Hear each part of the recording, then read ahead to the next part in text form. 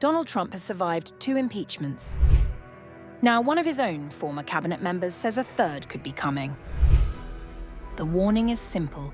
If Democrats take Congress in November, impeachment may be back on the table. And this time, Trump's allies fear the outcome could be very different.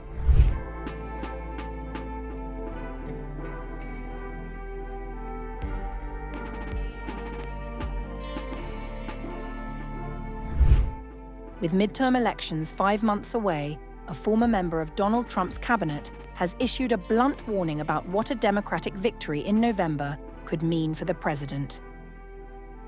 Wilbur Ross, who served as Commerce Secretary throughout Trump's first term, told Newsweek he has no doubt that Democrats will move to impeach the president if they win control of the House, and that a Senate majority would likely seal the conviction.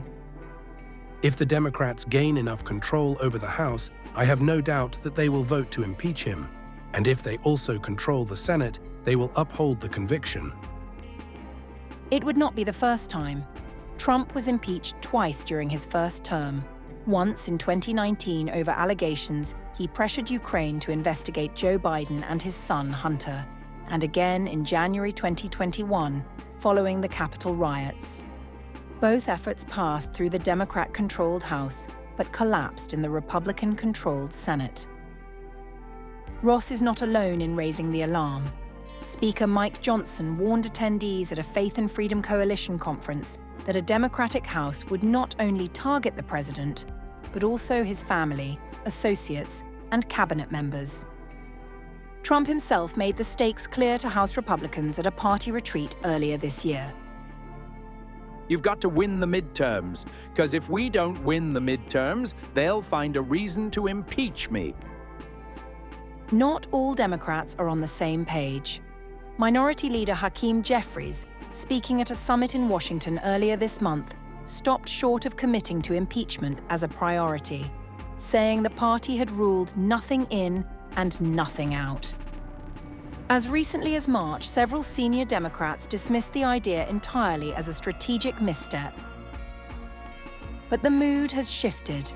Following Trump's warning in April that a whole civilization will die if Tehran did not lift its blockade on the Strait of Hormuz, dozens of Democrats voiced support for removing him from office, either through impeachment or by invoking the 25th Amendment. The electoral picture makes the warnings credible.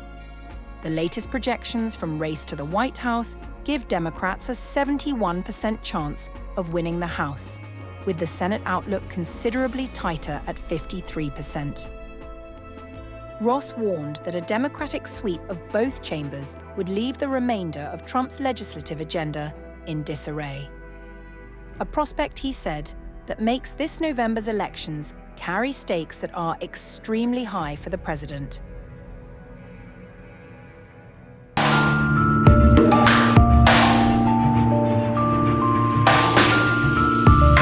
In March 2023, Donald Trump stood before his supporters and made a promise that sounded more like a warning.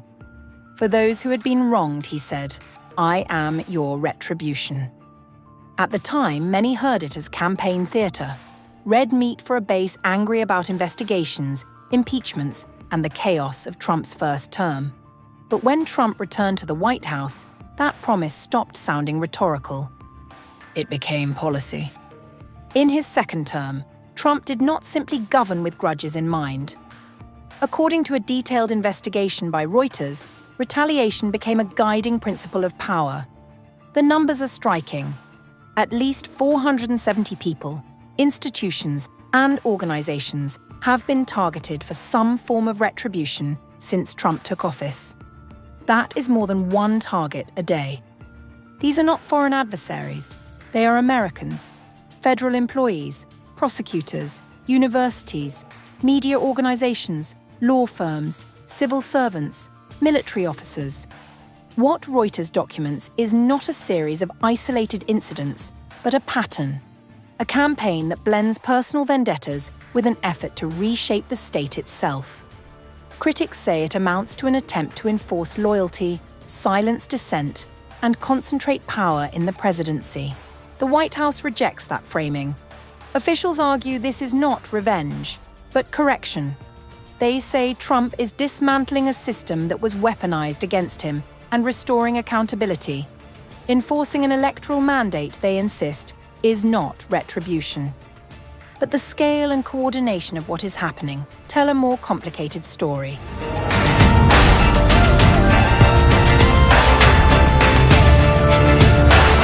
Reuters' investigation breaks Trump's retribution campaign into three main forms. The first is punishment. Dozens of prosecutors who had investigated Trump or his allies were fired or sidelined. Civil servants who questioned policy decisions were suspended or dismissed.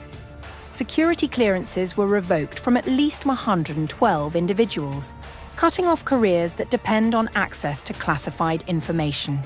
Some of the most aggressive moves have targeted the institutions that once scrutinized Trump. At least 69 current and former officials were hit for their roles in investigating Russian interference in US elections. Among them was former FBI Director James Comey, who was indicted after Trump repeatedly demanded his prosecution. A judge later dismissed the case, ruling that the prosecutor had been unlawfully appointed. Others were swept up for challenging Trump's political claims. Chris Krebs, the former top cybersecurity official, was stripped of his clearance and placed under investigation after disputing Trump's false claim that the 2020 election was rigged. The second form is threats. Trump and his administration publicly floated investigations, prosecutions, and funding freezes against critics and opponents. Democratic-led cities were warned of lost federal funds. Trump openly discussed firing Federal Reserve Chair Jerome Powell for resisting interest rate cuts. He even threatened sedition charges against members of Congress, using language that included references to capital punishment. The message was not subtle. Compliance would be rewarded. Resistance would carry consequences. The third form is coercion.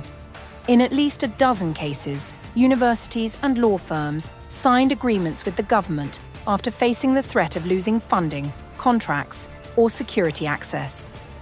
Diversity initiatives were rolled back. Policies were rewritten. The pressure worked. The effect, according to former officials, is what one dismissed health agency head called anticipatory obedience. People fall in line before being asked. They self-censor. They avoid risk. Fear does the work of enforcement. Even some Republicans say the system is being distorted. Cameron Hamilton, a former acting head of the Federal Emergency Management Agency, or FEMA, fired after contradicting the administration, told Reuters that officials are increasingly punishing dissent to impress the White House. Not always because Trump demands it, but because they want to be seen doing it.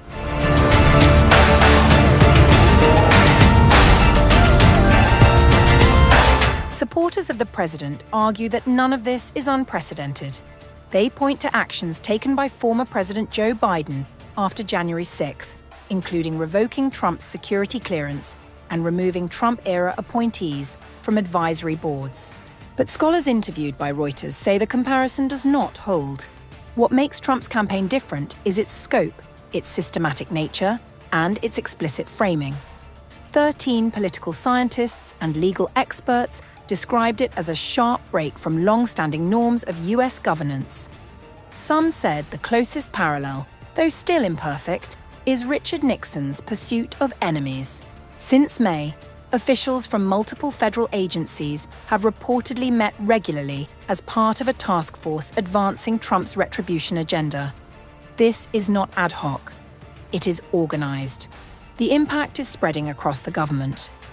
At the Environmental Protection Agency, hundreds of staff signed a letter opposing cuts to pollution control programs. More than 100 were placed on leave. Dozens were suspended or fired. At FEMA, staff who criticized internal reforms faced investigations. At health agencies, whistleblowers were removed. Even the military has not been insulated. Leaders deemed woke were ousted. Pride symbols became grounds for dismissal. Diversity offices were dismantled. Media organizations have also come under pressure. At least 9 outlets face investigations, lawsuits, or threats to revoke broadcast licenses. Trump has openly suggested pulling licenses from networks whose coverage he dislikes.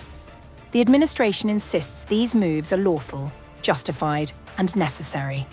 Trump's allies are unapologetic.